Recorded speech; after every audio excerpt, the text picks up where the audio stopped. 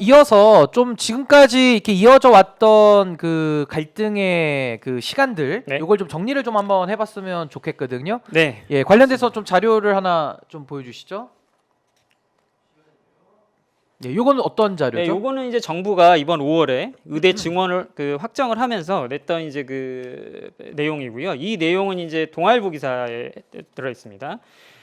동아일보가 이제 2024년 5월에 이제 의대 증원 2,000명을 결정을 한 이후에 단독 보도를 5월 13일에 했습니다. 자, 이 내용은 네. 동아일보를 인용해서 제가 읽어드리겠습니다.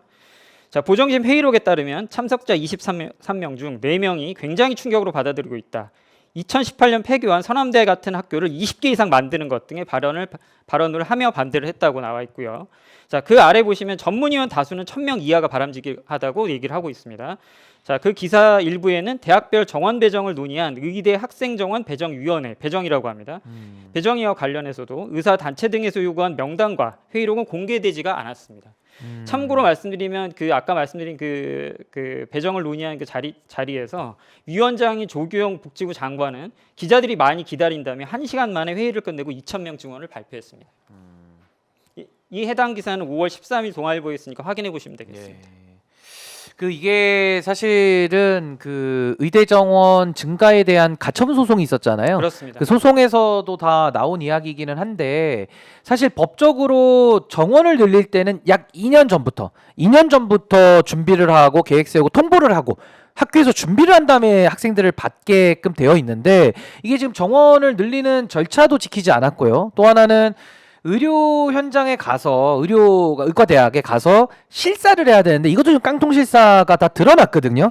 근데 여기에 대해서 아무런 준비 없이 학생을 받아버리면 물론 뭐 의과대학 다 나오셨으니까 이게 과연 내년에 현장에서 일단 교육이 가능하냐의 문제도 남고요. 또 법률적으로도 이런 식의 무리한 증언을 했을 때 법적 문제는 없는가 이런 두 가지 문제가 남거든요. 네, 맞습니다. 여기에 대해서는 좀 우리 선생님 현실적으로 네. 교육을 받아보셨으니까 좀 네. 어떻게 예상을 좀 하십니까? 사실 오늘은 이제 제 얘기보다는 너무나도 많은 말씀들을 해주신 분들의 그런 부분들을 좀 객관적으로 인용을 하고 싶어서 나왔고요. 예. 자, 이 부분에 대해서는 9월 11일 날 이덕환 교수님이 윤석열 세대라고 아예 그냥 네이밍까지 지어주셨습니다.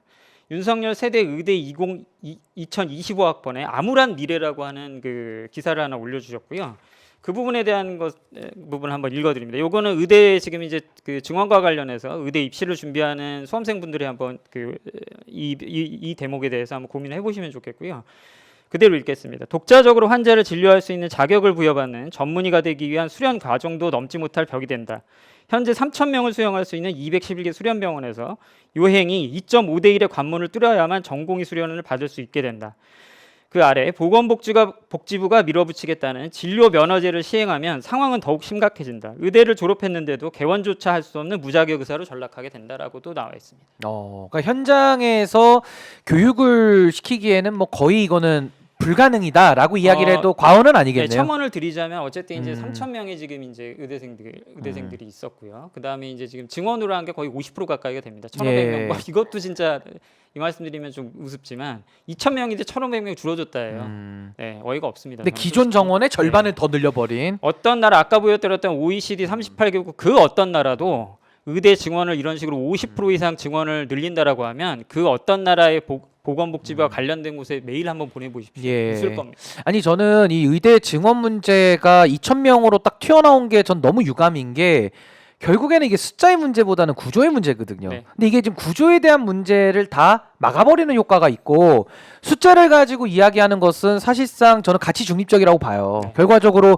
필요하면 더 늘리는 거고 필요 없으면 더 줄일 수 있는 거거든요. 그리고 괜찮으면 그냥 동결하는 거고 네. 이 숫자라는 문제가 본질이 아닌데 자꾸 비본질적인 문제를 가지고 본질을 좀 가려버리는 효과가 있어가지고 사실은 저 바이탈과에서 수술하시면서 그 애쓰시고 고생하시면서 적자가 나가지고 또 병원에서 욕을 들어먹는 그 의사들의 심정을 생각해 본다 그러면은 네. 이 구조 개선은 반드시 필요한 거거든요. 사실상 구조 개선은 지금 그 대통령실이나 예. 정부가 하고 있는 돈입니다. 그런데 돈의 그 문제고. 그 예. 돈을 어떻게 쓰느냐죠. 그렇죠. 자, 이번에 그 2024년 2월에 예. 이제 그 의대 증원과 그 의료개혁 4대 아닌가요? 뭐 어쨌든 거기에 포함되어 있는 필수 의료 패키지죠.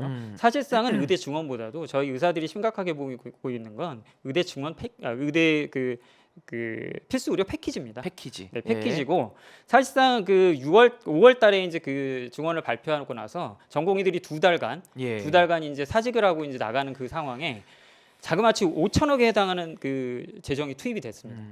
지금 5천억의 재정을 투입한 결과입니다. 그 지금 2조를 더 쓴다는 거 아닙니까? 네, 지금 뭐 최근에도 한 천 몇백억 쓴 걸로 알고 있고요. 하다못해 예. 5월 달에는 어떤 기사도 있었냐면 제가 이건 기사로 말씀드리는 겁니다. 저한테 뭐라고 하지 마시고 기사에는 5월 달에 그렇게 5천억을 투입하고 나서 그 공보위 투입됐던 공보위 분들이 일부는 그 뭐 당직비라든지 이런 부분을 정상적으로 그 정상적인 기관에 받지 못했다는 예. 얘기도 있었습니다.